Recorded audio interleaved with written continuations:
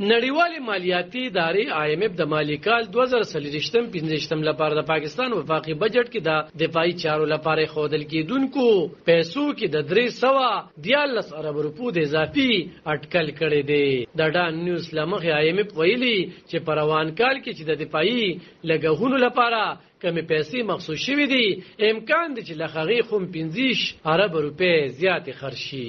د IMF دا رپورټ په داسې حال کې مې تراغلي چې پاکستان د قرضونو یو درون بار په وګو ګرځوي او د خیوات د یو ستر اقتصادي ستونزې نه تیریږي. پاکستانی چارواکي وایي چې د غستل شو پورونو د سود پیسې خوم د نور پورونو په غستو خلاصوي.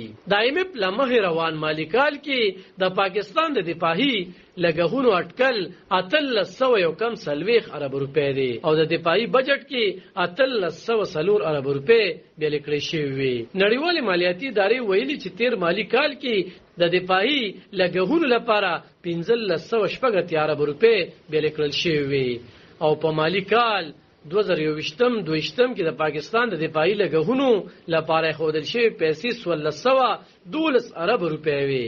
IMF ویلي چې په مالی کال 2021 کې د پاکستان دفاعي لګښتونه 1314 ارب روپے وو او له هغې وړاندې په مالی کال 2019 کې دا پیسې 1120 ارب روپے وي.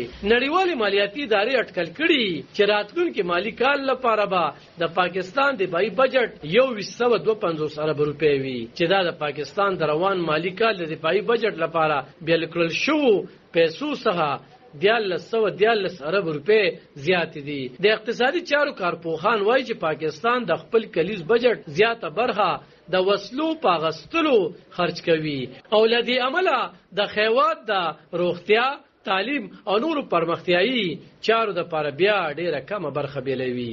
اقتصادي پوهانو په وینا پاکستان هغه خیوات دی چې د خراب اقتصاد لامل د عالمي مالیاتي بانک، نړیوال مالیاتي ادارې IMF او وخت په وخت د نورو مالیاتي ادارو خیوادونو څخه پورونه ترلاسه کوي او د خپل کلیز بجټ یو لویه برخه د بهرنه د غستل شو پورونو په سود کې ورکوي. کارپوهان وایي چې په داسې حال کې د وسلو اغستو مصرفونه په پاکستان د مالی بارونه نور هم سیوا کوي. څېړونکي وایي چې د پاکستان په دفاع چې څومره لګښتونه کیږي هغه د دې خیوات د معیشت د حجم څخه ډیر لوړ دی او د دې لګښتونو په وجه د پاکستان د تعلیم، روغتیا او ټولنیزې څانګې نورې برخې اغیزمنې کیږي.